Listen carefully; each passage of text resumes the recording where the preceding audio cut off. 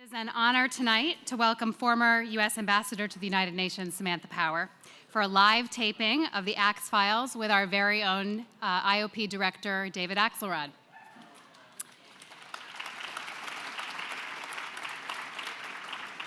Ambassador Power's new book, The Education of an Idealist, is available for sale, and she'll be signing copies after our program just upstairs. I do have a few quick housekeeping details to share. Audience participation is the best part of a live podcast, so when we start the recording, we do want you to cheer and applaud loudly. Throughout the show, feel free to laugh, clap. We don't want you to cry, hopefully, but when David wraps up the show, please join us in thanking Ambassador Power with another loud round of applause. Then we will end the recording and move on to audience Q&A, as we normally do here at the IOP.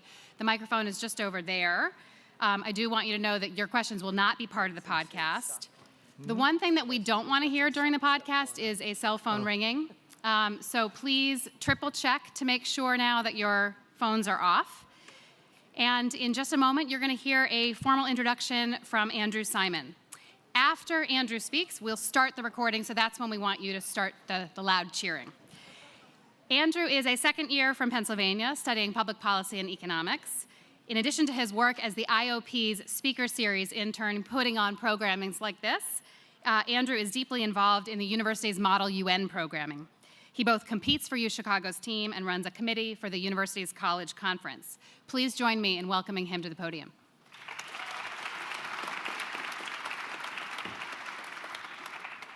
I'm honored today to welcome Ambassador Samantha Power to the Institute of Politics. Ambassador Power started her career after graduating Yale as a journalist, studying reporting on the Yugoslav wars. And in 2003, Ambassador Power went on to win a Pulitzer Prize for her first book, A Problem from Hell, America in the Age of Genocide, in which Ambassador Power does not shy away from criticizing American inaction regarding human rights abuses abroad. After leaving her role as the founding director at the Carr Center for Human Rights Policy at Harvard, Ambassador Power began working for then-Senator Barack Obama. Following his 2009 inauguration, Barack Obama wasted no time appointing Ambassador Power to the National Security Council, where she served as Special Assistant to the President and Senior Director for Multilateral Affairs and Human Rights. Ambassador Power then went on to serve as the United States Permanent Representative to the United Nations. Through the multiple crises that Ambassador Power encountered in her time at the White House, Ambassador Power based her policy decisions on moral grounds and not simply political beliefs. This moral basis led Ambassador Power to becoming the public face of U.S. opposition to Russian aggression and the negotiator of the harshest sanctions levied against North Korea in the 21st century. Additionally, as an advocate for using American authority abroad to support human rights, Ambassador Power has called out the world's most egregious opponents to LGBTQI and women's equality on a global stage. While encouraging the progression of human rights abroad, Ambassador Power's language and actions have inspired a new generation of human rights activists and policymakers at home. Today's conversation is moderated by IOP Director David Axelrod. Before returning to his alma mater of UChicago, Mr. Axelrod was a chief strategist and senior advisor to President Barack Obama. Please join me in welcoming David Axelrod and Ambassador Samantha Power.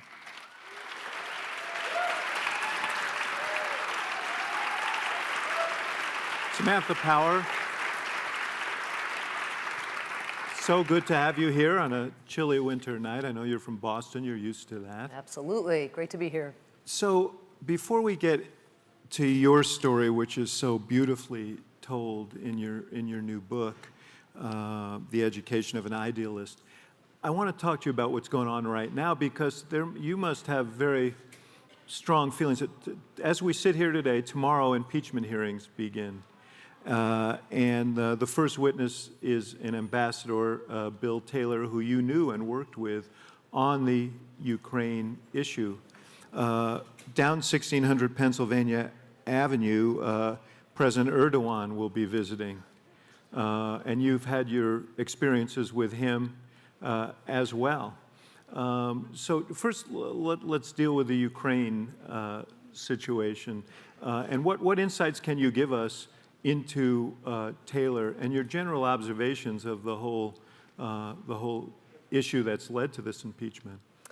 Well, I guess I'd just start by noting how surprising and disappointing it is that the string of credible witnesses who have come forward behind closed doors and recounted in such a consistent way what the president did over and over and over again, namely basically saying to a government in Ukraine, you can't have this military assistance unless you dig up dirt on my political opponent, indeed, unless you manufacture dirt on my political opponent, that has not caused more people who are members of the president's party to throw up their arms and say, okay, he's crossed a line that should be uncrossable. So just stipulate that it's surprising and disappointing. You know that there are polls that suggest that most people believe that all presidents do this, that this is not an unusual thing. It is an unusual thing. It is absolutely unusual. I mean, the idea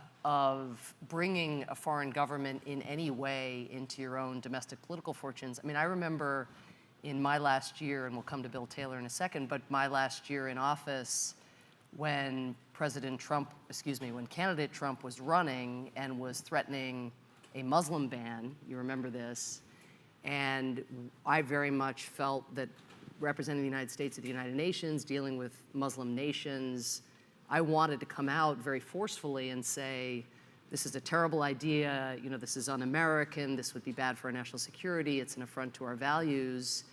We were cautioned by our lawyers from not taking a position on something that Trump had taken a position on in the campaign because it would be seen as interference by a national security official in American politics, a violation of the Hatch Act.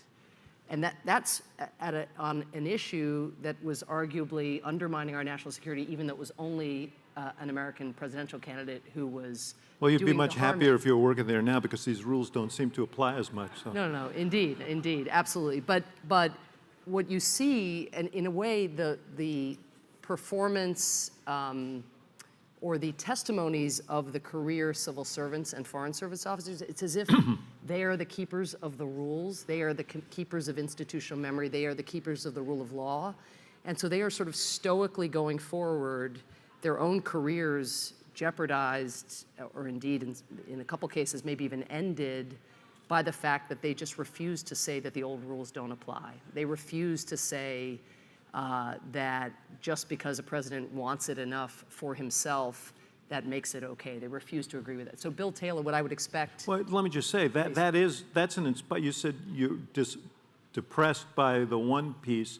This has been kind of inspiring to see these career people essentially risk their careers and sacrifice their careers because of principles they think are inviolable. Completely. And as a nice segue to Bill Taylor, I mean, he's completely consistent, not only on his respect for the rule of law, his belief that U.S. national security interests and the Constitution are what he is serving, but also on the substance of Ukraine policy.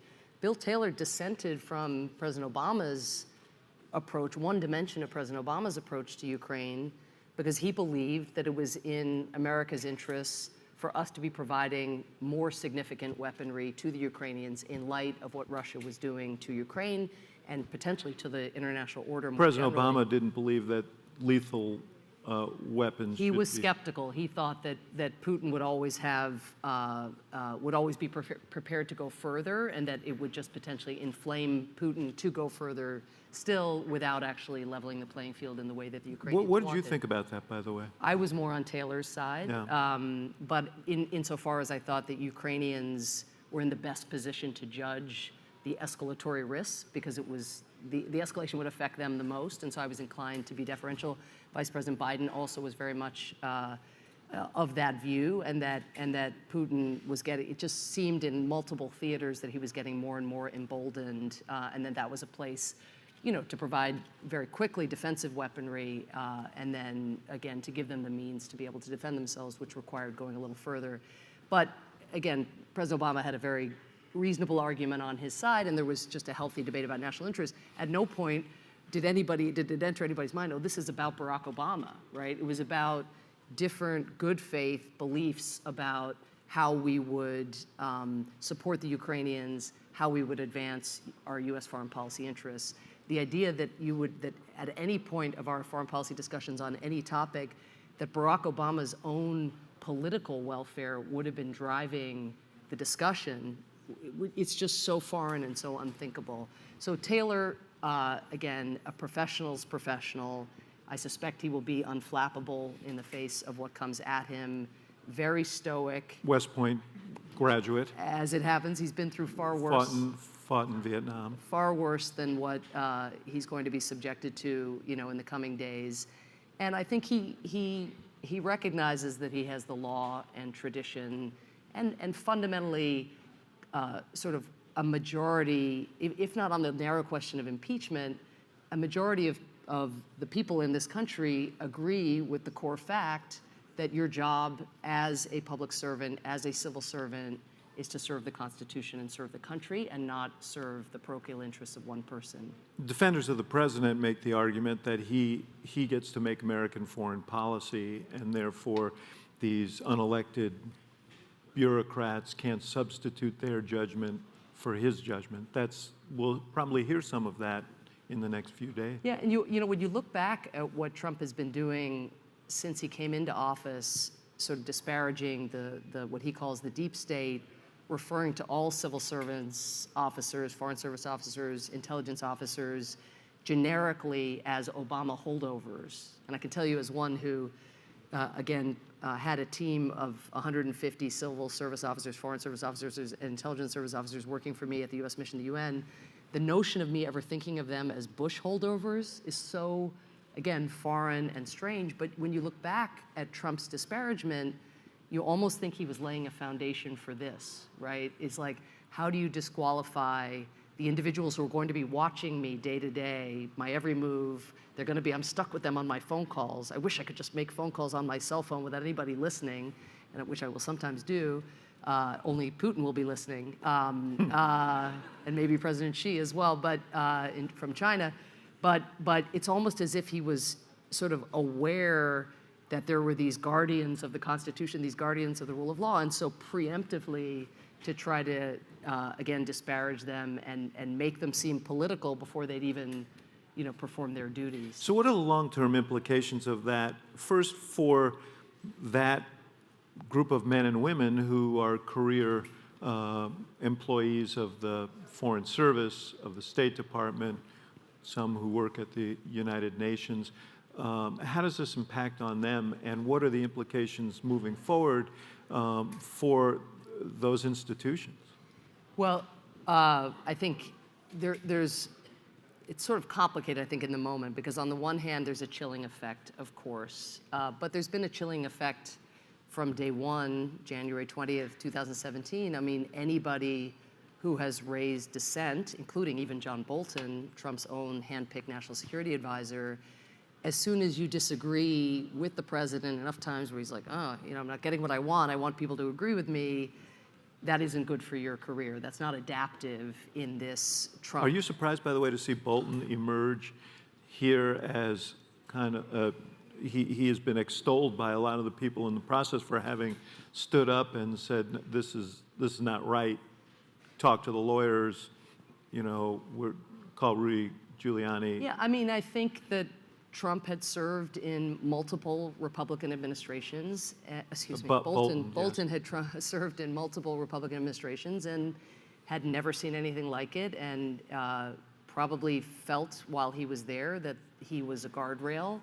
But again, when Trump gets fed up with a guardrail, he snips the guardrail and removes the individual imposing some constraint on him. And in that sense, credit Bolton for still knowing Trump's track record prior to Bolton's arrival, for continuing to raise those concerns, even knowing it probably meant that he wouldn't be in his job long. He must have known that. But I think, so to your question though, so I think there's a chilling effect, but not really a new one, in the sense that anybody would have known that dissent would not be welcome in this political ecosystem. On the other hand, and very much kind of a very different consequence of what has happened, is that I think actually the Foreign Service officers, my impression is from afar, that this has been the greatest boost to their morale in seeing individuals step up sort of on their own behalf, like a little bit of an I am Spartacus moment, just one after the other saying, you know, whether you're Vindman and you're from one part of the bureaucracy, or you're Fiona Hill and you're a lifelong Russia specialist, or you're Bill Taylor, and again, you've sort of been consistently taking the same position over successive administrations with nothing to do with partisanship, and you served your country in these different variety of ways over the life of your career. This sort of range of Americans, of patriots coming forward in different ways, I think it has been the biggest boost to Foreign Service officer morale, civil servant morale, probably in a very long time. And so, but I don't think what you're going to see is you know, young people signing up to be Spartacus. Yeah, I mean, signing up to be to think that this is an administration that is dedicated to putting the interests of the American I mean, because you people do hear first. this concern about a hollowing out of the Foreign Service, not enough young people applying. There are young people here. I hope some will. And a bunch of very senior people, experienced people leaving because they can't abide what they're seeing. So that's the longer term consequence. You asked about short term, long term. So there's sort of both chilling effect now and a boost in sort of seeing people speak. On one level, these individuals are speaking on behalf of so many, would be my guess.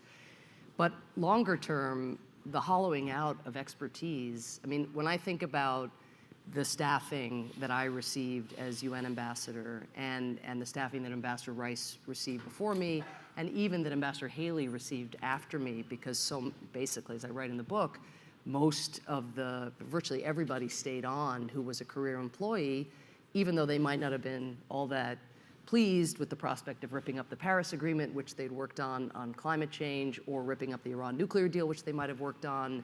Nonetheless, they stayed because they saw the dearth of expertise in Trump's inner circle on foreign policy, and because they served the country. So many of those people in the 3 years that have passed since have left, and they were Mandarin speakers and Arabic speakers and people who understood, for example, the highly technical dimensions of the North Korean nuclear program, and why this sanction on this natural resource would have the biggest impact on the amount of hard currency the North Korean government would be able Well, we're to secure. friends now, so that doesn't matter. Exactly. Yes, exactly. David, outing you here as a North Korea cobalt specialist. But these individuals, one by one, they've gone from kind of grinning and bearing it to feeling marginalized, but then also taking note of the fact that there were lots of parts of the world that Trump wasn't paying much attention to, where you could still do good on behalf of the American people. And then, but reaching a certain point in recent weeks, especially, where they just say, I just can't do it anymore. And so when someone new comes in, and I certainly hope that will be in soon, put it that way. But when somebody new comes in, it will be not only a question of going internationally and saying, here's why we're credible again, notwithstanding the fact that this last president has ripped up America's word on Iran, on climate, on trade, to the Kurds, so in terms of fighting ISIS, notwithstanding our huge credibility problem, we're here to tell you you can trust us. So that's going to be When you travel the world, do you sense that people are waiting for that? Are they receptive to that? Is there a sense that something weird happened in the U.S. in 2016, but they'll fix it? Or is it, or are people moving on and saying the U.S. isn't going to play the role that it used to play? I think two things are happening. One, I have never met more foreigners who are versed in the website 538. So, and probably listening to the Axe Files as well. I haven't gone that One far with hopes, them. yeah. One hopes. But I mean, tracking Kentucky and the margin of victory, and the Virginia House of Representatives, and how long it's been since both houses have been controlled by Democrats. I mean, I was just in Ireland and England, and even with Brexit, consuming people in those two countries, just the amount of political literacy, so tracking, waiting, hoping, I suppose, on the one hand, but then there's also a huge amount of hedging going on, where you see, for example, the European Union used to be prepared to criticize things like the mass detention of more than 1 million Uyghur in China. Now you see an unwillingness, even in kind of generic condemnation statements of multiple countries, to include China, because of the recognition that now there's a superpower. They may be on the big block. dog on the block. Well, they are a big dog, but right now there's been such a retreat on the part of the United States that there's a question about whether you just need to go along to get along. And I think the debate over 5G and Huawei and so forth reflects that, where in a normal universe where the United States is out there and credible and also has more, where a leader has more support within a democratic public in a country like Germany. Trump has no support. So when an American leader has, is polling low, it's not a popularity contest, it actually makes it harder for the leader to do deals with or be seen to be With the succumbing Americans. to American Yeah, political one thing relative to China,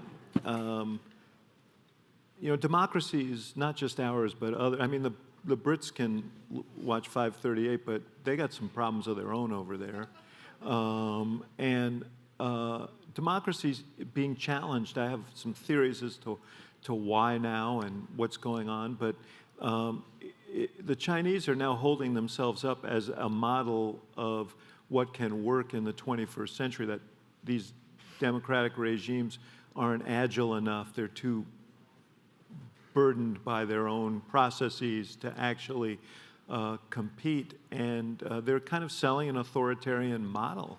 They are definitely, and that is, I mean, that is going to be the challenge of our time, these two models in competition. Right now, freedom has receded for 13 years in a row, and the greatest setbacks for freedom, human rights, have occurred in established democracies like the United States and even India. On the other hand, though, David, as you note, it's a scrum of sorts with these two models in competition. And if you talk to the people of Algeria or Sudan or Malaysia or Hong Kong, for that matter, who are really staring in the face these two models sort of intersecting on the ground and on the streets of Hong Kong, they're not willing to kind of say, oh, well, China's the top dog. I guess end of history now is upon us with a different outcome than people had thought after the end of the Cold War. Authoritarian capitalism, that's the new model. No, people want to be able to hold their leaders accountable. They don't want to feel that sense of violation that one feels when a corrupt official demands a bribe to put in your electricity or to let you go past a stop sign or a checkpoint.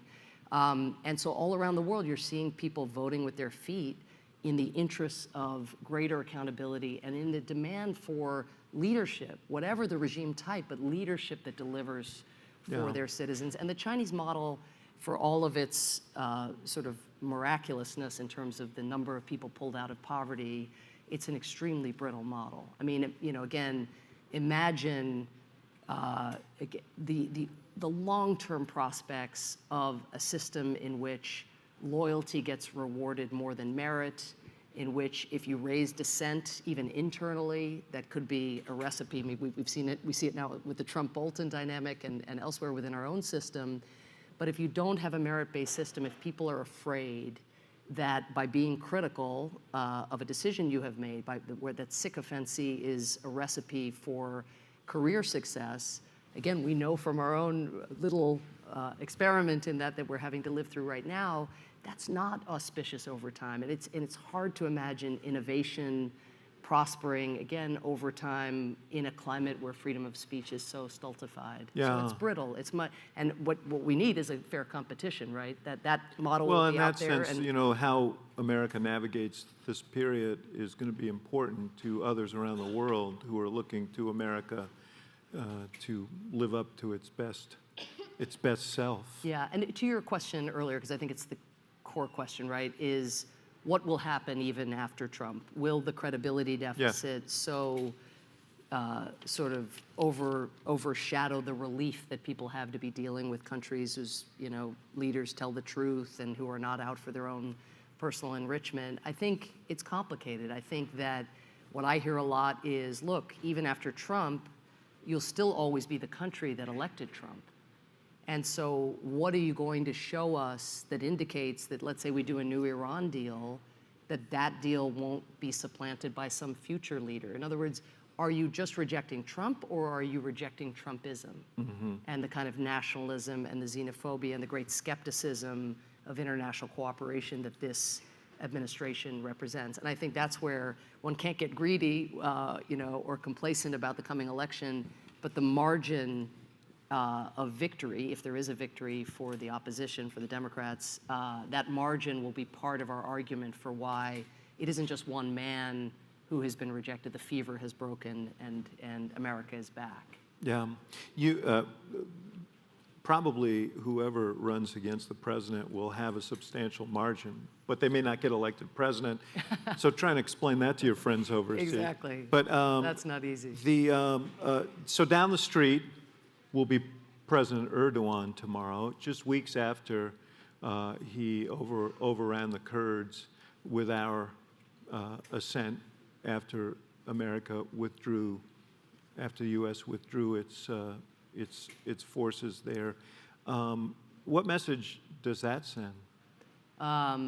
As we like to say in our marriage, Cass Sunstein and I, we often say, in the face of the worst Former calamities, illustrious University of Chicago law professor. we like to say, not ideal, but that is our euphemism for all things Trump and dictator-related. Look, Erdogan, the president of Turkey, has been steadily centralizing power within his own hands. There's plenty to talk about just in terms of the mass arrests that he has carried out, the lack of due process for his own citizens.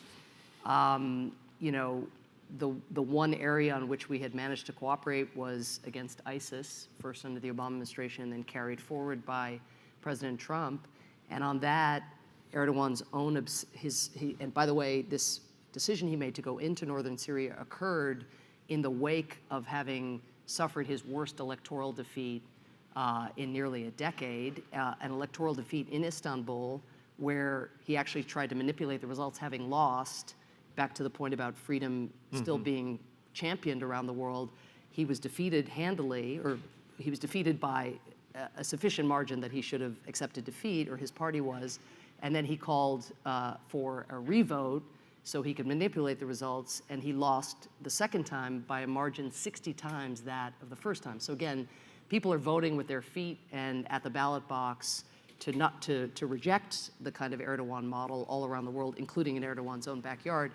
But I think between Turkey's own internal human rights practices, its laxness over the years also about the extremists and how they were flowing into Syria, and now this decision that privileged, I think, stirring up nationalism as a way of reconsolidating his domestic base. I think he felt himself slipping, feels himself slipping as the economy slows in Turkey and so forth. But he has now done something that actually makes it easier for ISIS, again, to reconstitute itself. And he's shameless about it because, like Trump, his own political fortunes are what he has prioritized over the good of his country and certainly over the good of the region. He's also threatening to release ISIS prisoners back to their home countries in Europe. I believe he's already begun the process. As a way of trying to push back against sanctions that have been levied against Turkey. He is a bully, and he will intimidate and bully, and this is where it's very unfortunate that Trump has done so much to alienate our allies in Europe, because I know from my old stomping ground at the United Nations, one of the things you could count on in a crisis was that you'd look around and those countries that shared your values, you'd be a bloc, right? With Western democracies, you could stand together. And in a moment like that, where Erdogan is using his leverage in a bullying way, that would be a very appropriate moment for all the Western democracies to come together, especially those who have citizens who are part of, the ISIS contingent that Erdogan is talking about, but to amass our leverage so that we can push back. But instead, we're so atomized now. I mean, Europe is, as you note, looking inward, dealing with Brexit, populism, and the rise of right-wing leaders as well. And the United States has decided that it's more appropriate to show affection toward Russia and China than it is to our allies. So we're not in a strong position, again, to support countries where this blackmail is being attempted. When there was a small number of troops that were withdrawn, but they were like the brick in the wall that was holding the Turks back. But the argument the president made was, that's their problem, 7,000 miles away. We're not going to fight over this bloody sand. My guess is, and I think polling bears this out, there's an audience for that here in a country that is weary of foreign engagements. It's been 18 years. 18? 18 in Afghanistan. Yeah, in Afghanistan. And after that, Iraq. Trillions of dollars of losses, thousands of lives lost, many more impacted. This is a political reality, and it's one that President Obama was concerned about. Yeah. Look, I mean, I think would that Trump even kept his commitments to his base that wants to bring the troops home. I mean, Trump has increased our troop presence, sending troops to Saudi Arabia, even now sending troops, it seems, back to Syria, but just for the oil and not with any regard for the people. So it's like, we don't care about our allies who gave up 11,000 lives. Exactly. We don't.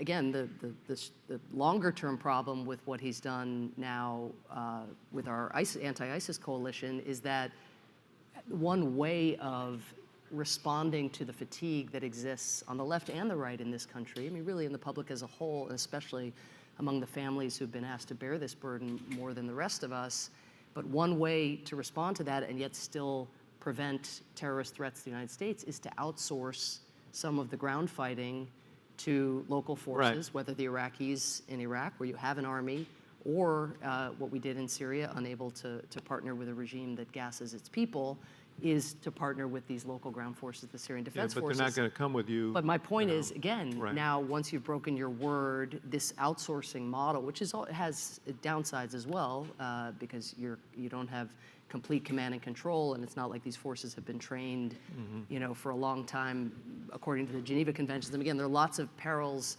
associated with the larger strategic approach that we, the United States, have shifted to in recent years. But there's now a big hole in the center of it, which is who's going to volunteer to die for land that they didn't want in the first place. They went to Raqqa and dismantled the caliphate, not because those were historic Kurdish lands, but because they were going to get something in return. And so I think, again, if you stay true to that idea of bring the troops home, yet still protect U.S. national security, you have to have partners to do so. But in order for partners to step forward, there's going to have to be trust. We'll come back to this. I want to talk about this book, this remarkable book that you've written. You won a Pulitzer Prize earlier in your career for a book called A Problem from Hell about genocide around the world and the response of the U.S. and other institutions to it, or lack of response. And one of the reasons it was a great book was not just the rigor of the argument, but also the power of the storytelling. You're a great storyteller, but now you've written your own story.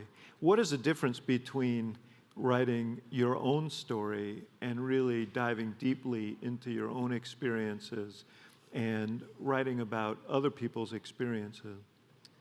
I don't even know where to start. I mean, it was so much harder to write about myself. In part, I don't know how you felt when you wrote your memoir, but a large part of me kind of feels you shouldn't write a memoir unless you brokered Middle East peace. And last I checked, I didn't manage that. And just... I didn't see that as a criticism in any of the reviews.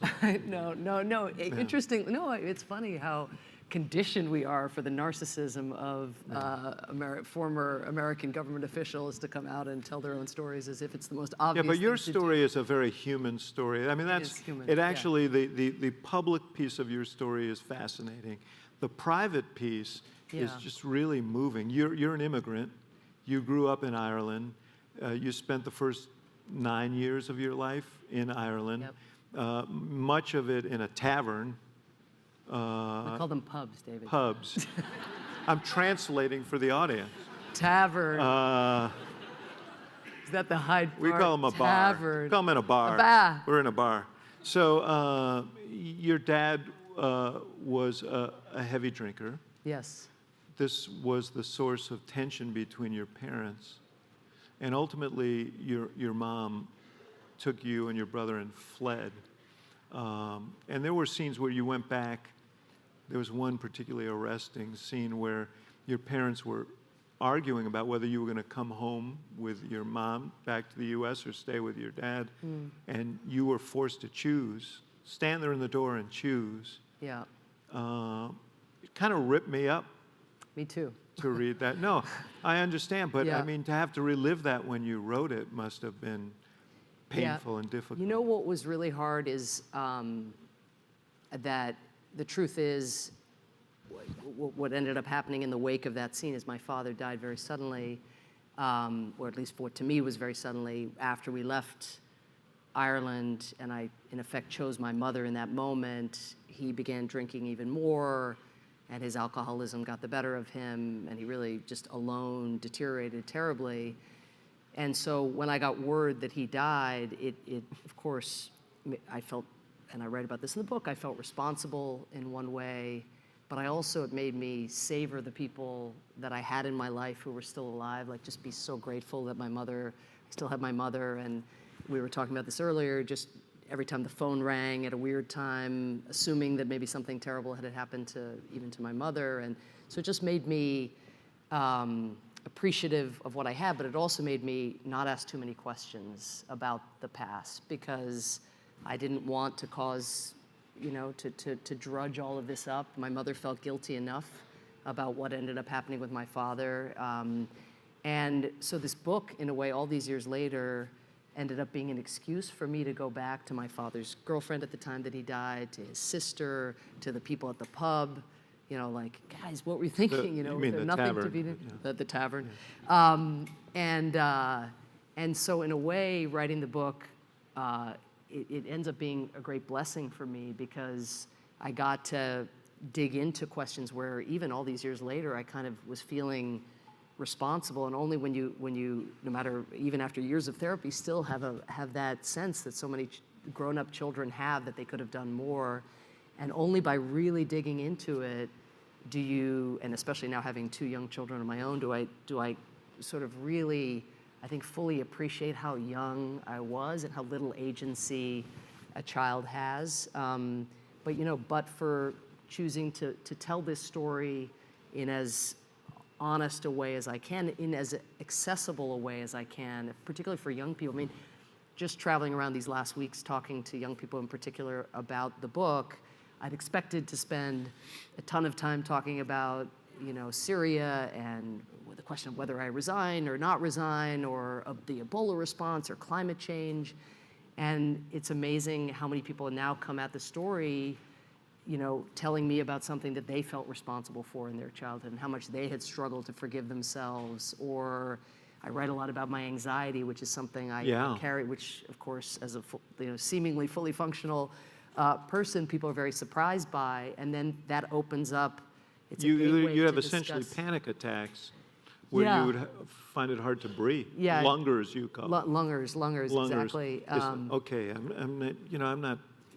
I have to get all this terminology down in advance here. It's okay. It's a made-up word that my college boyfriend invented for the intense feeling of claustrophobia I had.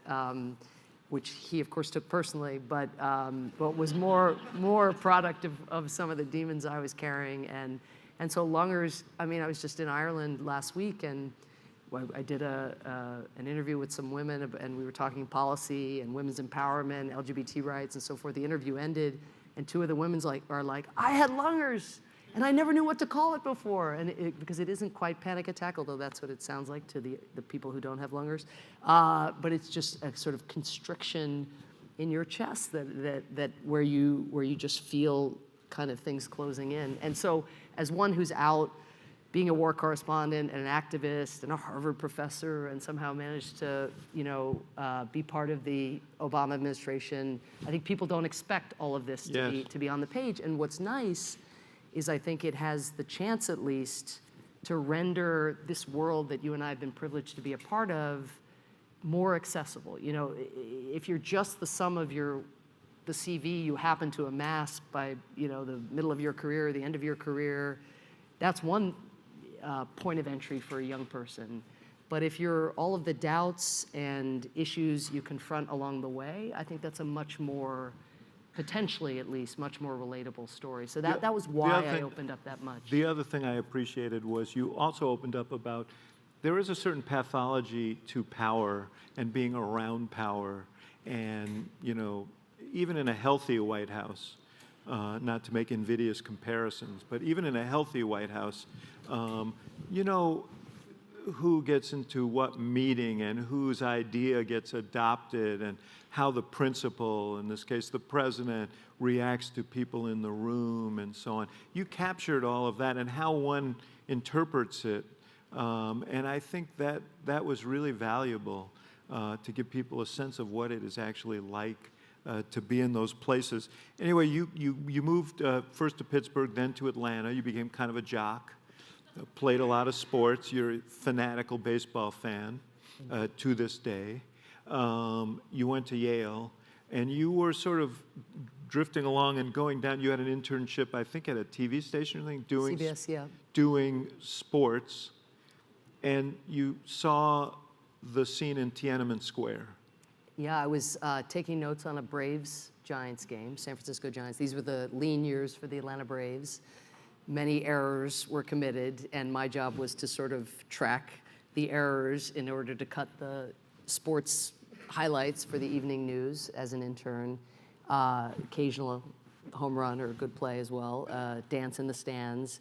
And there I am, and it seemed the most important thing I could be doing. It was a dream internship for a public high school kid who, suddenly found herself at Yale and I was doing sports play-by-play, and I was on a sports radio talk show, and there I was that summer. But in the little video booth I was in, there were multiple screens with the CBS feeds from all around the world, and on the feed from Beijing came the footage of Chinese tanks moving towards student protesters and mowing them down, and this was in June of 1989. And, again, in the movie version, right, that's the moment you say, one day I'm gonna go forth, I'm gonna become a human rights lawyer, I'll get into politics, I'll get to represent the United States at the UN and stand up to bad guys. But that's, I think, not human nature. I mean, for me to have... That would have been pretty prescient. Yeah, well, but I mean, because you meet young people who want to be UN ambassador already, and I'll say, why? What's the thing you want to do when you get to that place? Because that's a more reliable driver. And so all I had was, I didn't even have the notion that I would go into public service. I was still on my sports track, but I did have the sense of, I think I need to learn more about the world outside of sports. And really the only difference was an epiphany, but the only difference it made was I went back and I ended my subscription to USA Today. Nothing against USA Today, but at the time I subscribed to USA Today, and I used to take the red section, which is the sports section. I think purple is entertainment and green Yeah. is money. And I would shake the rest of the newspaper into the recycling bin and just read my sports section. And so I went back and I got a subscription to the New York Times. And again, there was such, I think, appropriate humility, because I knew nothing about what was happening in the world, but I would underline the New York Times, like the name of the world leader, and I would kind of quiz myself, and I would try to keep track of historical events. I knew geography, because every Irish person carries with them an innate knowledge of geography in their DNA, because they know they're going to have to leave at some point, probably. So I knew geography, but I didn't know anything. And so I tell that story in the book, not because it's always going to be some moment of I see an injustice and therefore I'm going to go fix it. The moment more likely leads to something much more incremental, right? Which was just an opening to the rest of the world. And then as I got more educated, gradually, but it took years, I began to think maybe there's a place for me to do something small, and then that ended up becoming journalism. You took an internship after graduating at the Carnegie Endowment for International Peace, and that was a watershed event in your life. You met lifelong mentors, and you started focusing on the situation in Bosnia. Yeah, I think that was more where the pathways became evident. So again, a lot of people today see big problems and they think, but what can one person do? So they think, I want to do something, but what can one person do? And what was amazing about the Carnegie Endowment was I was working for a man who had been a career US diplomat, He had been, in fact, U.S. ambassador in Turkey, which we were talking about earlier, but helping convince George H.W. Bush to set up the no-fly zone to protect the Kurds of northern Iraq. So he was a complete doer, and he had an actual experience of harnessing U.S. leadership to protect people. And so that was my first exposure in my early 20s.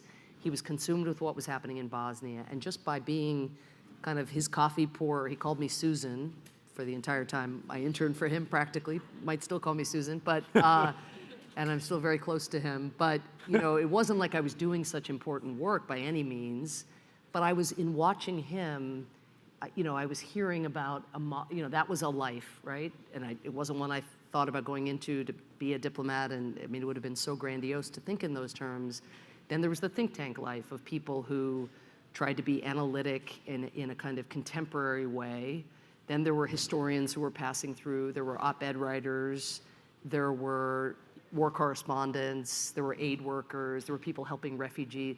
So, and I think that's really, it's one of the great things about the institute you've set up, is that you bring, when people can model these pathways, then if you're a person thinking, I'd like to do something, suddenly you have a place to kind of attach that impulse, like, well, maybe I could do. And so in my case, it was the journalists who were part of a world that seemed the most accessible to me because I'd been a sports journalist, so at least I knew kind of how to write a lead and to write on deadline.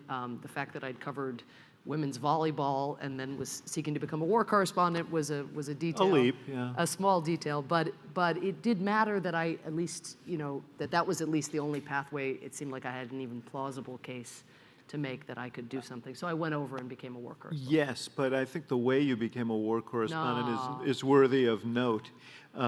Actually, you stole a note in a way. You went into, at night, you went into Foreign Policy Magazine was affiliated with the Institute. You went in at night, stole some stationery of the editors, and wrote a note asking for credentials for you. For their correspondent, Samantha Power. Exactly, or Susan Power, whatever it was. Yeah. That case, it needed to be Samantha, but yes. Which, I mean, in a sense, being an ex-journalist, I appreciate the resourcefulness that you showed, but wow. So I grappled in an ethically challenged moment. I'm not sure, again, that including that particular part of my arc was advised or advisable, but I included it because it spoke to kind of that frame of mind I was in at that time, which we see now, you know, in young people on other causes like climate, you know, just that purposefulness where you're sort of blind to, again, the larger dimensions of what you're up to. But I had a guilty conscience, and I had a press pass. Yes. And which was more important to you? Well, so you got over there, and you essentially fell in with a group of war correspondents. You ultimately ended up in Sarajevo when it was under siege. Mm-hmm. Tell me about, how long were you over there again? 2 years, 2+ years, yeah. Talk about that experience, and how did that experience shape your life? Well, it was a moment where would have been 93 to 95 was my first 2 years, then I went back later. But it was a time when the Balkans seemed the anomaly. Remember, the wall had fallen in Berlin. We just celebrated the 30-year anniversary. The Soviet Union had collapsed. The end of history was nigh, according to Frank Fukuyama and others. It looked like liberal democracy was on I mean, this is why I never view even the challenges we're having with democracy now as irreversible. You know, everything is contingent, I believe. But this looked like an inexorable march of freedom and so forth. And then there was Bosnia. And, you know, when I look back now, actually what we saw in the Balkans is a preview of what we see today in so many parts of the world. You know, people, in that case, the Serb population within the larger Yugoslavia, feeling as though they were being left behind, that they were not being seen. They'd had the privilege, and now a changing world was bringing other ethnicities to the fore. There were more demands for equality, more concessions to equality, and they, not all of them, of course, but some decided to throw their lot in with a nationalist xenophobe, And it's sort of surreal when I just never would have imagined that such parallel dynamics could take hold here. That was in no one's mind. It was a kind of in retrospect, overly triumphant moment, too triumphant, because I also think it was a moment in which policymakers weren't really taking note of how aggrieved Russia was to be looked past in that sort of post-war order, and some of that has come home to roost. But for me, it was just, I wasn't thinking any of these grand thoughts. I was just learning how to be a correspondent. I was embraced by particularly the female war correspondents who were all freelancers just like me, and learning about how the UN worked or didn't work. Peacekeepers were doing some heroic work feeding people, but also stood idly by in the face of the largest massacre in Europe in 50 years. And so all of that was so formative and really, I think, left me with an impulse that I carried with me even to becoming UN ambassador of always wanting to be out in the field, talking to people, trying to understand better how the policies that were crafted in some sterile conference room, whether the Situation Room or the Security Council, how those policies were affecting people on the ground. You also were alerting the world to, you were a lens on an ethnic cleansing that was going on there that was really profound. You ended up going to Harvard Law School from there. Why did you do that? I think when I first got to Bosnia, I felt the power of the pen. And again, it wasn't obvious that it would work for me to just go with a fake press pass and become a war correspondent, but it worked. And in it working over time, I got to write for more and more influential publications like the Washington Post. I became their stringer, their special correspondent there, The Economist, publications like that. And the combination of writing for Bill Clinton, by the time I was writing for the Washington Post, and time passing, I began to think, well, gosh, I couldn't get a better audience, right? I'm writing for the person who every day is deciding how much to invest in diplomacy, whether or not to enforce the UN Security Council resolutions that have been passed, whether to let NATO planes just fly overhead or whether to rescue people. And the more time that passed and the more deflated actually the local people became, the more they started slamming their doors in our faces. At one point we were ambassadors of hope, and then we became kind of ambassadors of impotence or something. Mm-hmm. And so as they grew frustrated, as I began to feel like nothing I wrote, no matter how, even on a good day, if I wrote movingly, if I felt like that I bridged the distance somehow between what I was seeing and what I knew my readers' lives were like, which was so different, and yet it just felt like it was falling on deaf ears. So I went to law school thinking maybe there's a path there. If you can't prevent the Srebrenica massacre, at least now there are these new institutions being built like the Hague War Crimes Court. You could, if I, over time, could become a prosecutor, could hunt down the bad guys and make sure that at least the victims would see their perpetrators face justice. So that was kind of, to the degree that there was a logic to it, it was rooted in that idea of getting something tangible, more tangible than the pen, to do something about what I was seeing. But ironically, while you were there, the pen did not stop. I know. You wrote a book. This book we mentioned, A Problem from Hell, you couldn't find a publisher for a while for this book. No, and again, I tell that story of just, it was crazy. I had this wonderful agent who I approached. I wrote a paper actually for a class, and the paper, I went to write a paper about American responses to genocide, and I went to the library and they expected to find 10 books on American responses to genocide. There were no books. And so the paper kept expanding. I started calling people who'd been in the US government, because having been a journalist, that was always my impulse, is to talk to the people actually making decisions. And eventually the paper sort of grew and grew. And then when it was like 80 pages as a paper, I thought, well, it's not that far from being a book. And so I did write the book, and I got a publisher initially for the proposal idea, or for the paper, the school paper. But then 4+ years later, so it was a 5-year project total, they saw this big, thick, dark thing arriving, and my agent was like, it's great, and I've read it, and this works, and it flies. And I was like, it flies, but it's long. She's like, yeah, but it flies, it's good, we're good. And I thought I'd figured out a way to tell a difficult story through, again, these upstanders, these Americans who tried to make Which is a phrase that you coined. As I wouldn't have known I'd coined it. But yes, Upstanders versus bystanders. correct. And since most of us, if we're lucky, we will find ourselves maybe, hopefully, not perpetrators, and if we're very lucky, not victims, but on ordinary issues of justice and injustice, it's that continuum that's the most relevant, I think, to how we live our lives. Bystander, upstander, and we're both, hopefully, anyway, that seemed like more where most of us, that's the space we inhabit.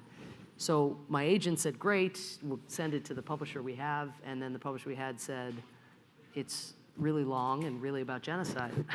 And I was like, but the upstanders, you know, they're the screamers, these characters are incredible. And they're like, it's really long and it's really about genocide.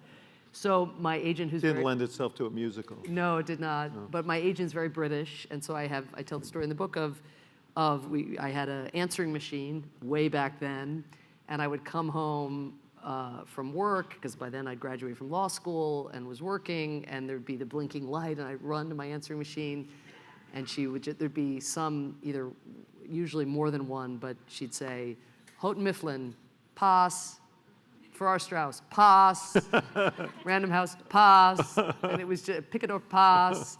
And it just, as an Irish person, the British accent, you know, has some, but now it's forever associated with this, you know, I don't even know how many publishers rejected it, but in the end, this tiny sub-imprint of basic books called the New Republic Books, the kind of owner, publisher, effectively did me a favor and published just a few, I'm not sure how many copies, but probably a few hundred copies. And then it had this life, mainly because of you did campuses. you did him a favor by winning the Pulitzer Prize. I mean, that was the shocking coda, to the, but. And one of the people who read the book was Barack Obama. You started a center on these issues at Harvard. Yeah. But in 2005, you got a call from then Senator Obama. Yeah, and you, David, will appreciate just how compelling Obama was for all the reasons you know as the first person of great prominence to sign on with him. But you'll appreciate that I've been waiting on a waiting list for, I don't write about this in the book, but I've been on a waiting list for Red Sox season tickets for 10 years. And I just got my package. And yeah, exactly. And it wasn't like 81 games or anything, but it was just like a dozen games. And it was whatever shared with a bunch of other people. And that's when Barack Obama's office reaches out. And that's the context in which I'm having that dinner with him that I write about in the book, where I go down and meet him. He's read A Problem from Hell. What's so interesting is that he reads the book. He's very interested in Rwanda and how 800,000 people could have died without us, even the US government, even having a cabinet meeting or a National Security Council meeting, principals meeting. But he sees Rwanda as like the flip side of the Iraq coin, whereas a lot of people think, you think non-intervention, intervention gone awry. And he looked at he was like, these have in common the fact that human consequences are not prioritized at the highest levels of government, and what would it take to change that? So I'm listening to this first-term senator from Illinois, just sort of thinking all of this through in such a fresh way. There were no taboos. I love that about him and the sort of fresh approach he brought. I mean, it's not like he'd been thinking about foreign policy in Springfield so much, right? He thought about it as a young person in college and always had read about it, but it was this just fresh approach, and then this ambition of it has to be that we can do better and do differently. So as I'm kind of taken by him and at this dinner, which ended up being like a 4-hour dinner, and I'm thinking to myself, will I just propose that I come and work in his Senate office? I'm thinking that, Red Sox tickets, that, Red Sox tickets. I told you she was a fanatical sports fan. But anyway, so on the other side with the Red Sox tickets was what a lot of women have in their head, mainly, I'm sure men do too to some extent, but I hear it more from women, but that kind of the ickiness of putting yourself forward, that feeling of like, what if I, and I just, as I was weighing all of that, and I write about my thought bubble kind of as I'm as the dinner's going on and on and on, I'm like, well, maybe this is my opening, and then maybe, it just sounds too tacky. And so then we're like you on wanted this. a carve out for games? Is that what you wanted? No, but just even to say, maybe I have something to offer, just I sounded see. so pompous. I know you didn't even understand. That's good. Like, you're such a guy. I'm still You're thinking such a about the guy. Red Like, Sox. every woman is like, No, totally. I'm thinking the And Sox. you're like, won- what? Baseball. The Sox won the World Series the year before. That's what I was thinking Well, about. that's fair. That's very Yes. fair. But Anyway, you- we was on the street, like we were. I mean, it was like my chance was slipping away, and so finally I took the plunge and engaged in self-promotion of the old school sort. And it paid off. And I went to work for him. Not a fun year in the Senate. Not a great. It wasn't a good time. It was the least productive Congress since the Do Nothing Congress in Harry Truman's time. And the Do Nothing Congress, I only realized this when I researched the book, produced the Marshall Plan. It was that very Congress that got that through. So it was a very, it was the beginnings of the kind of polarization and divisions we see now. And I think, you'd know better than me, but that was a major reason, I think, why Obama decided to take the risk and throw his hat in the ring, because it wasn't as if he could see a path in the Senate to make the kind of difference he wanted to make. Now I have to leap forward here, so I'm going to skip the part where Obama runs for president, and I had to fire you from the campaign. That's good. Yes. I think that's in both of our Yeah, so interests. just in fairness, Sam was a little outspoken about our opponent and future Secretary of State. And so we had to take a little time out until we could safely bring her back, because we wanted her brilliance. And you did come back, and you worked in the National Security Council for 4 years. And then you became ambassador to the United Nations. And there you confronted both the limits of what you could do in the face of all the horrific things that you had written about, that you saw in the world. And you also saw where it worked and where you could make a difference. And to talk about reconciling those two. Yeah, maybe just, I think what gets the most attention, of course, are the heartbreaking issues we confronted, like Syria, of course. And for someone like me who'd written A Problem from Hell, that's the place that most people, sort of want to take Obama's second term, the story of Obama's second term, certainly the story of my service, and it's very reasonable for... Because you strongly disagreed with the decision not to bomb after the red line was crossed, Well, and not Obama, to set up a no-fly zone later in the conflict. But I think what I try to do in the book, which I think is not done enough in our current politics, but is bring people into the dilemmas there. So yes, I had I would have incurred more risk because of the costs as they were unfolding in Syria.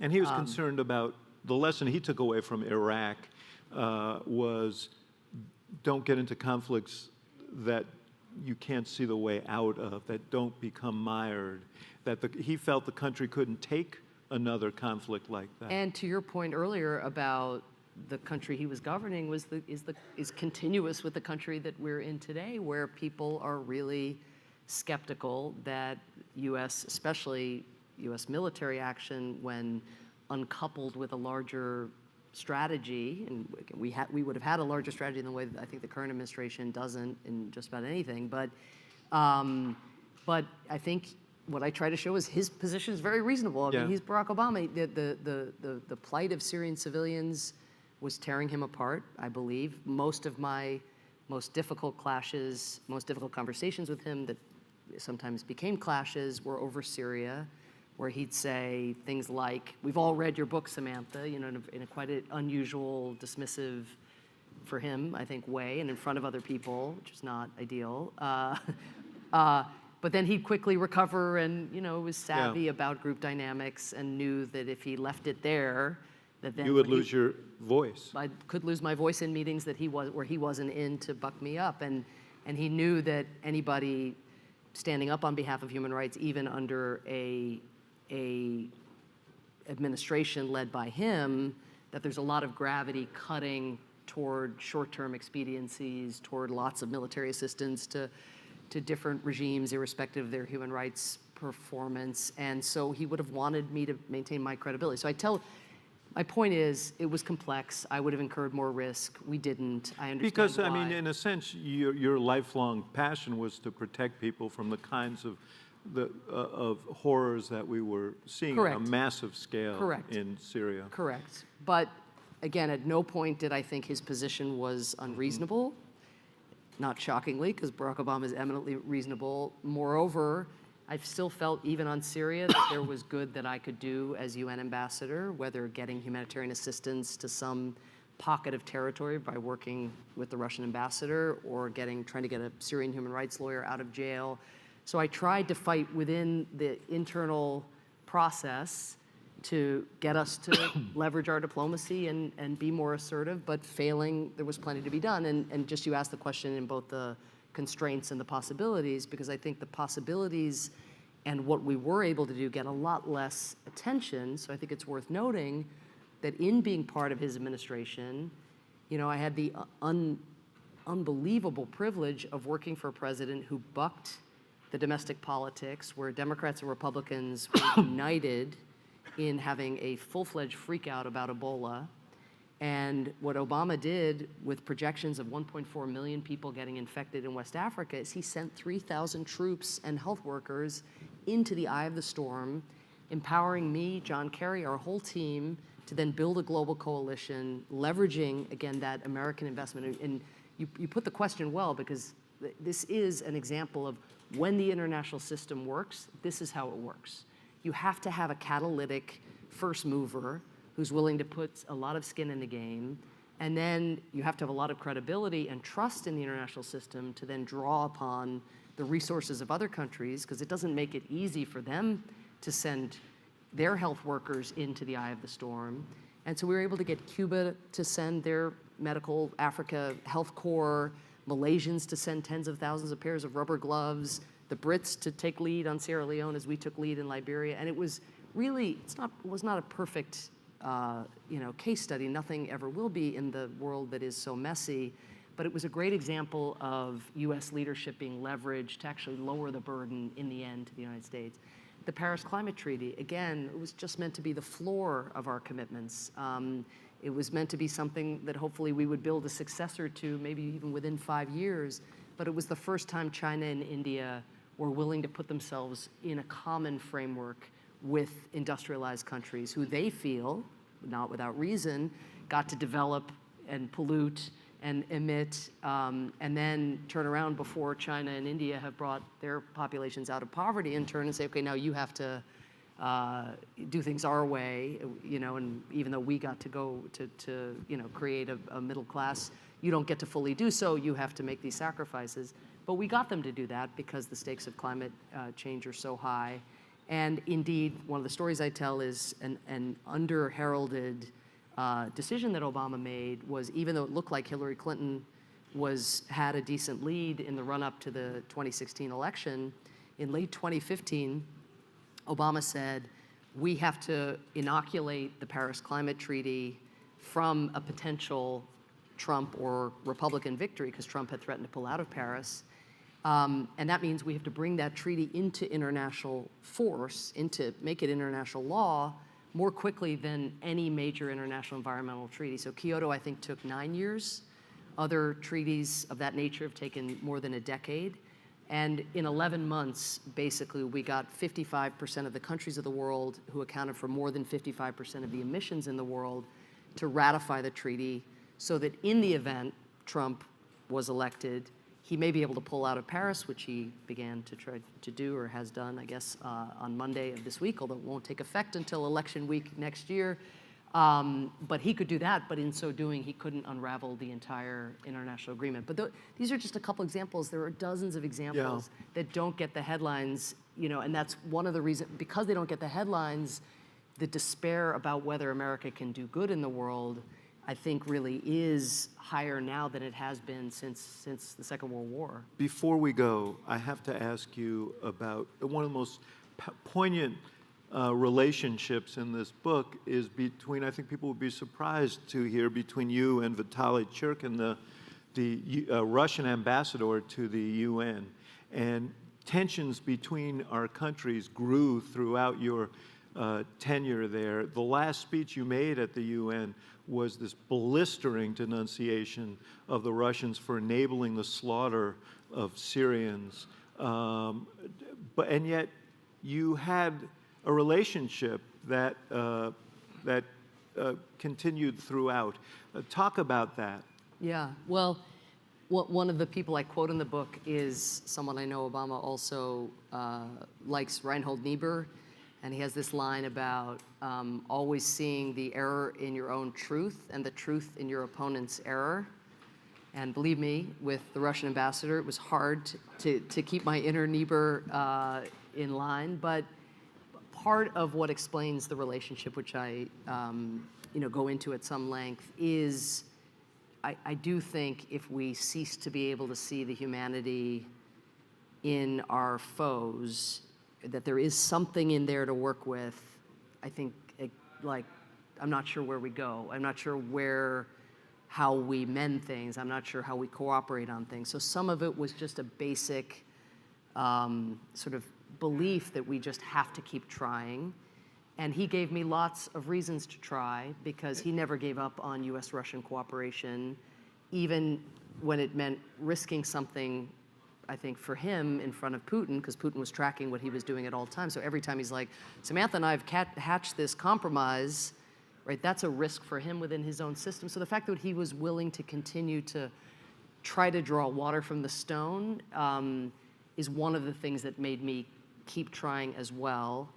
But the second thing I'd say is that it was pragmatic and not just this kind of metaphysical belief about, needing to aspire to find some commonality even in those with whom we disagree. But the other was just functional, which is the whole Security Council kind of breaks down if Russia returns to Cold War form, or for that matter, if China decides to block action in the Security Council on a routine basis on behalf of vulnerable people.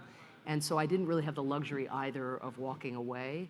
I think that the relationship is instructive on one level in the sense that we're at a very polarized time domestically. I don't know that we can liken it to US-Russian relations of those times, but sometimes it feels that way, like very, very hard in this era to again, find the error in one's own truth and the truth in one's opponent's error. And I was probably better at it with the Russian ambassador, perhaps, than I am today with the occupant of the White House. But I still try. And if there's something good that happens that the Trump White House does, I try to not let my overall disappointment and deep concern about the direction of the country interfere with an ability to at least see that there might be something there to work with, but it's hard. Yeah. Well, Samantha Power, my friend, I'm proud of your service, and not just your service in government, but your service as a journalist, as an advocate for people so desperately in need of one. You've made an enormous difference in the world, and I highly recommend your book, The Education of an Idealist. It's a great read and a wonderful story. So thank you, David. David. You for being here. Thank you. Thank you all. Thank you.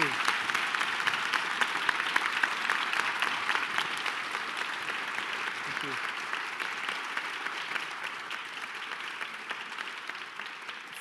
15 minutes ago, this clock said, please start taking questions. I didn't believe they were serious about that as the time, but apparently they were. So we have time for 3 questions, for which I apologize, and let us begin there. And if you don't mind, just for basic equity, can we just line up man, woman, man here so that we get some equity here? Do you want to take all of them and I'll just answer 3, like to hear from them? The ambassador has offered to take all the questions on the line here, so. No, not the one who just stands up. All right. That was quick, though. Go ahead. Good evening, and thank you for being here. My name is Trisha Kamara. I'm a first-year MPP student, and I'm also a Pickering Foreign Affairs Fellow, so I'll be entering the Foreign Service after graduating. Good for you. So one thing that you talked about is kind of just this hollowing out of the Foreign Service. A lot of Foreign Service officers are having to take on a multitude of roles to fill in for these vacancies. And while on one hand, you mentioned that it's very superhero-like they're taking on very challenging roles, it's very challenging and often stressful. And I was just wondering if you had any words of encouragement or hope about the Foreign Service, or is this something that we kind of have to expect moving forward with future administrations? Is what that we would have to expect? Just yeah, and just kind of this national, I don't want to say national, but this sentiment that the Foreign Service is not as important as it should be. Well, let me just say that the underinvestment in diplomacy as a tool of our foreign policy did not begin with Trump. It's something certainly that President Obama would have remedied, but there has been strong congressional Republican opposition for some time to give the Foreign Service the resources it needs, and that our security demands that the Foreign Service and really the international apparatus of our foreign policy, which also could be at the Treasury Department, the Justice Department. There are a lot of places foreign policy gets made in a non-military way. But I'm sure you know the statistic that there are almost more people serving in Pentagon marching bands than there are diplomats serving our country. I mean, so that balance has to be righted, and that goes well beyond the hollowing out, which is just is going to be like a near-term emergency. I think in terms of a more upbeat message, I mean, one of the biggest challenges that faces the world right now is conflict, and conflict that grows out of climate change more and more. So you're going to see more conflict. There's a devastating article in Nature magazine just in the last few weeks about if we stay on our current climate trajectory, the risk of conflict is going to be 5 times greater by the turn of the century, or there will be 5 times more conflict, I think is actually the way they put it. And so you're just going to need, there's going to be a lot of conflict, a lot of need for diplomacy and conflict resolution. As U.S. influence wanes with China's rise, diplomacy becomes way more, not less, important, because you can't rely on being just the top dog as we have since the end of the Cold War. It's actually going to take suppleness, expertise, knowing other countries' languages. So for practical reasons, the spotlight is going to turn back on this dimension of our foreign policy really in profound ways. And then the last bit of upbeat, talk about making, what's the expression about a sow's ear, silk purse? I'm going to make a silk purse lemonade out of lemons. Yeah, lemonade out of lemons. But your career path, you may rise more quickly in the Foreign Service now because there are fewer people around, so you may get more responsibility sooner. That's not exactly an upbeat message, but my point to young people is this is a great time to join the Foreign Service. Foreign Service exam is really hard. It might be easier to pass now, but I really do think that the pendulum, for reasons of necessity and not some romantic idea of American statecraft, but just sheer pragmatism on behalf of the United States, it's going to shift back. And also in the geoeconomic sphere, which we've neglected as well. That would be an area to focus on, I think. I should point out that some of the most eloquent advocates for this view are members of the military. And Secretary Mattis and others have spoken very strongly in favor of this. Admiral Mullen was here recently, and we had a conversation, and he said that he wanted to take $100 million from his budget and transfer it to the State Department. There are powerful advocates for you, and we're proud of you. That's a great I expect that within 3 years you'll be ambassador to Ukraine. Thank you. Next. Thank you. Hi there, Ambassador Power. My name is Adam Sachs. I'm a first-year undergraduate student interested in studying public policy, political science. I really admire your career, and I'm also an athlete on the cross-country team. And I heard that you like to run. I heard you were on your high school cross-country team. So can you talk about perhaps how you've used running to help clear your head during a difficult time in your life or your career? That is That is an original question. Thank you so much.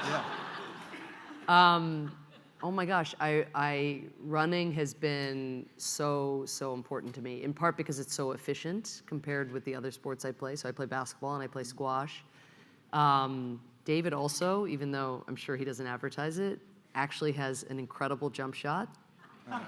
We had fun on the White House basketball court. No, but really, like he has the worst form of any three-point shooter in the history of the world, and they go in with a shockingly high percentage. It is true.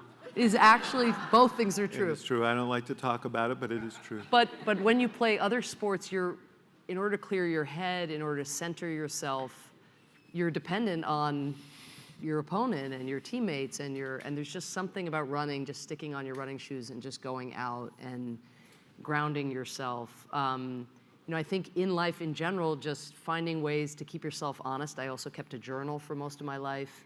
I've started a thing. I mentioned earlier that the loss of my dad at a young age has made me sort of appreciate gratitude and focus on that. Since I left the Obama administration, my best friend John Prendergast and I, every night before we go to sleep, we email each other the 3 things for which we're grateful during the day. Wow. And in the era of Trump, I could not recommend this more because, you have to sometimes work a little harder. There's so much cruelty and debasement, I think, anyway, being perpetrated, and the news is just coming at you all the time. I mean, and there's so much conflict, as I said in response to the last question. And so I think also in my running, it's often when I'm thinking, like, what do I have to be grateful for? It's also when I listen to the Axe Files podcast and Pod Save America while I'm running. So I think there's a lot to recommend it for sort of, again, clearing one's head and keeping connected to oneself. Yeah. Thank you so much. Thank you. Hello. First, I wanted to thank you for your life of service to justice and to addressing the horrors of genocide.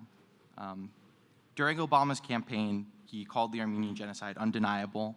He argued that an official policy to distort the historical facts was untenable and declared that, quote, America deserves a leader who speaks truthfully about the Armenian genocide and responds forcefully to all genocides. Quote, I intend to be that president, end quote. As we both painfully know, each year for 8 years, the Obama administration failed to live up to that promise, deliberately failing to call the Armenian genocide what it was, a genocide. So my question is twofold.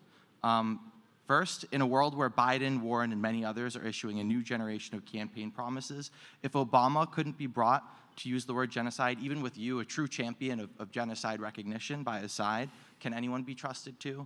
And second, after the passing of HRES 296, which was a great victory, is there a world where we see SRES 150 passing, and is there a world where the executive can call the Armenian genocide? This was the legislation acknowledging the genocide that just passed the House. Yeah.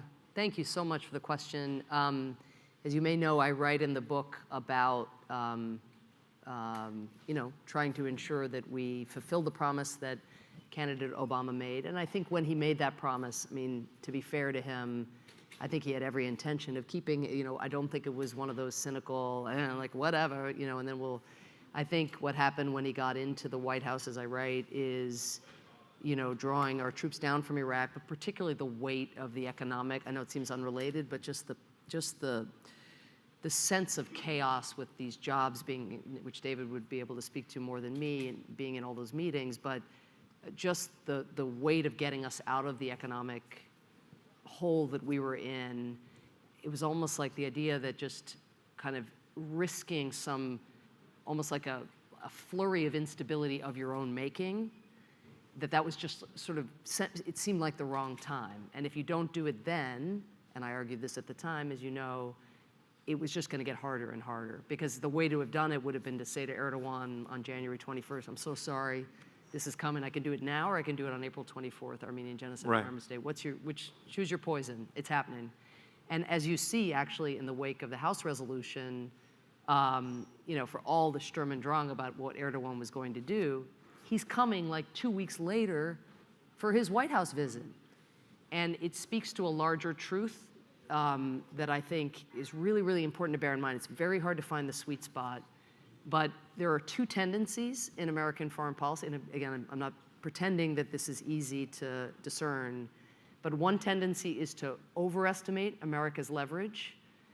Invasion of Iraq, you just show up, flowers, it's going to be perfect, parades, you know, you don't have to do any plan. I mean, it's crazy, right, in retrospect, and to many at the time. But there's also a tendency to underestimate. And what I found maddening about the debate, and it relates to your question about thinking this through forward, is just the way we talked about the things Erdogan and Turkey could do to us. It felt like so often we were discounting the tremendous reliance that Turkey had. Turkey, whose very base that we want to use in the fight against ISIS, is a base we helped them build. You know, yes, they're a member of NATO. They're a member of NATO. That's really good for their military. And Erdogan really, especially, you know, in those early years, did not want to be alienating his military in different ways. And so I'm again extremely sorry that it didn't happen in 2009, that it didn't happen over the life of the administration. And it's, you know, I write about how painful it was at the time. As you know, I was 8 months pregnant when we had the debate internally with my son, Declan. And because of my argument with Obama, which I describe graphically in the book, on April 23rd, the day before we would not recognize the genocide, the stress of that, my first major defeat on behalf of people that we'd made this promise to, the stress of that was so great that my water broke. And so my son was born on Armenian Genocide Remembrance Day, April 24th, a month early. This is not the preferred way to promote birth. No. Yeah. Or public service. I'm not sure. That's true. I'm not sure which, but I mention it because it's you know, an amazing thing also for, I mean, Declan now feels so associated with the House resolution and everything. It means so much more, as it should, not only to Armenian Americans, but also to Americans. And so finally, to the Senate res question, you know, it's Cruz and Menendez, and then it's a question of will McConnell give it floor time? I mean, interestingly, Erdogan coming to the Oval, which Trump should have completely disinvited, should still disinvite him. Tomorrow morning, we should wake up to a tweet that says, no, you know, the atrocities you're committing against our former partners in northern Syria are disqualifying. Frankly, your human rights abuses inside Turkey are disqualifying. But anyway, he won't do that. But he's counter-programming, so that's not going to happen. He is definitely counter-programming on human rights, and so that's not going to happen. But the fact that he's coming as if the House resolution didn't happen, I think removes every alibi for McConnell, you know, to deny this floor time. So I really hope it moves forward. Again, Menendez and Cruz are not natural allies, so the fact that they're allied on this is a good thing. In terms of Trump, it's whoever he talks to last.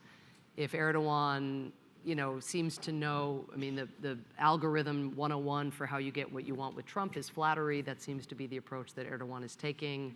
So I would expect Trump to hesitate because he has so few foreign leaders that he has, they all have the same kind of autocratic tendencies, but who he has on speed dial, and Erdogan is one of them. So if Erdogan makes that a key talking point, I suspect April 24th will pass again without recognition, which would be an even bigger shame this year because the Band-Aid has been ripped off by the House, hopefully will be ripped off by the Senate, and it should be just a matter of time before the executive. It's just history.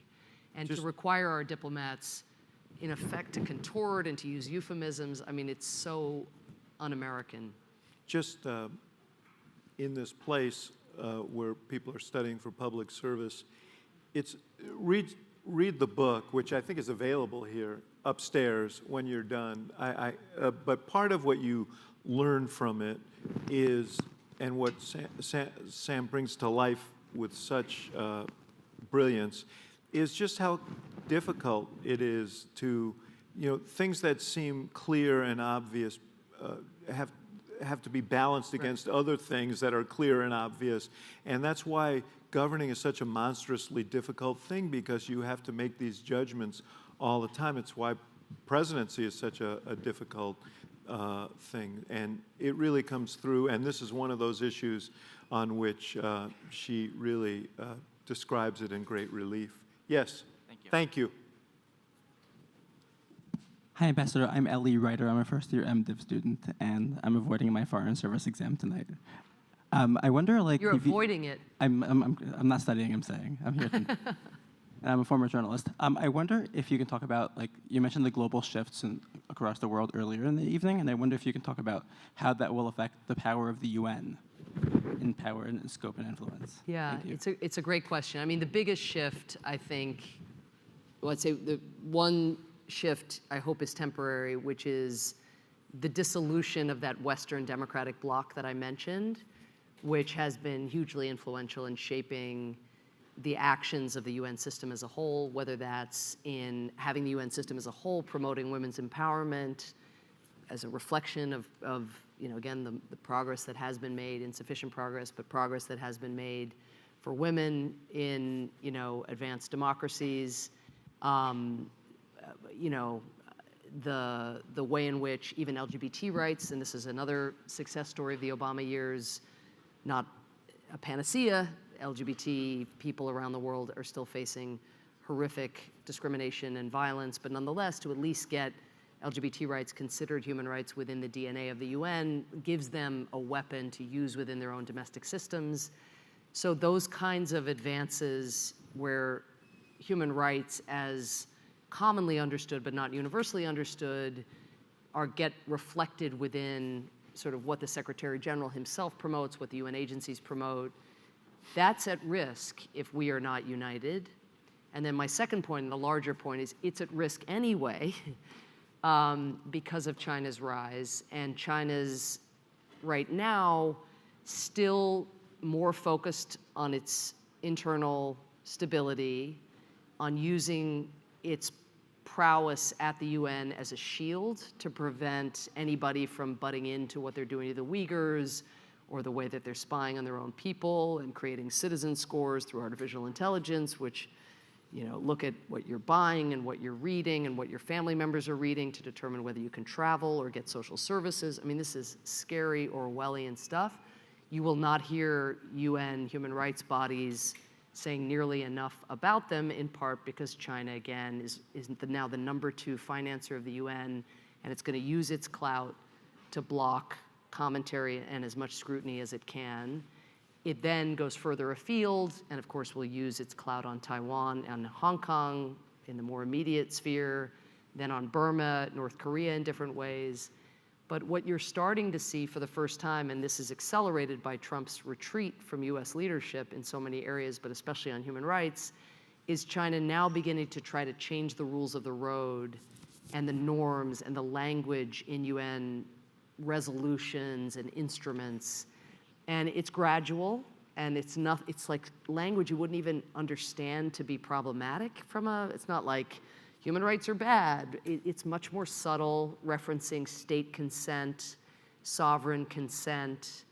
But it means, in China's mind, a kind of return to the idea that if you're a sovereign government, you're kind of free of outside scrutiny. And the reason we set up the international human rights instruments was recognizing, for example, what the German government back in the 40s, the 30s and 40s was doing within its own borders, and recognizing that the way a government treats its people is often a very good predictor of how it's going to exist and behave in its region and internationally.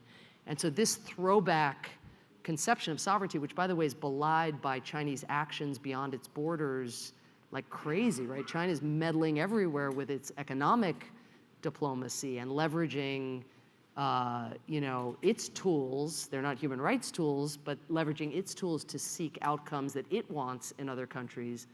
But it wants to keep human rights sort of out of the equation. And so that's my biggest worry, is that you'll see sort of major steps backward in terms of the quote-unquote international community's embrace of human rights. It's even sort of intellectual understanding of the link between human rights and stability, which is so basic and empirical, but nonetheless, of course, by China would be contested. And then finally on the Security Council, and I alluded to this earlier, just as Russia can gum up the workings of the Security Council by vetoing, as it has, even on issues that don't involve Ukraine and Syria. I mean, it started to exert its meddlesome, sort of blocking power on even issues in sub-Saharan Africa. China can do the same. And so you could imagine a world 10 years from now where unless China starts to see the ways in which international instability affect its domestic interests, I mean, affect its national interests, affect its economic profits abroad, because war is not good for profit. I mean, some way in which they shift their understanding of peace and security, you could see a kind of frozen Security Council that only operates on a narrow subset of the issues that are on the Council agenda today. Now, a lot of the determinant as to whether that happens again is what happens in China and its understanding of its interests, but also whether the United States comes back and brings with it democracies, and where there's a real counterweight to China's approach. Right now there isn't, but there should be again. We've got to run. I want to say one point of personal privilege. During the course of that podcast, I'll consider whether I need to do something to correct in the podcast. I flippantly, in trying to advance the story, said that I fired Sam from the campaign. The reality was that she was victimized a little bit by a reporter who took an off-the-record comment, used it. You should have been, as an old reporter, hip to. Oh no, it's my mistake. Yeah. I mean, but the biggest thing was, she just became a target, and we wanted to take her out of that focus. But no, there isn't any. There isn't anybody. it was for her own good that we asked her to resign. I didn't say that. I didn't say that. It was for our own good. For our own good, we didn't want her to be a target. Yeah. But the biggest thing is, there isn't a person who was associated with our campaign or our administration who better reflected the best values of Barack Obama, of the Obama administration, and there's no one of whom I was prouder than you. So thank you, I David. just didn't want to leave anything to doubt here. So thank you very much. Thank you all. Thanks.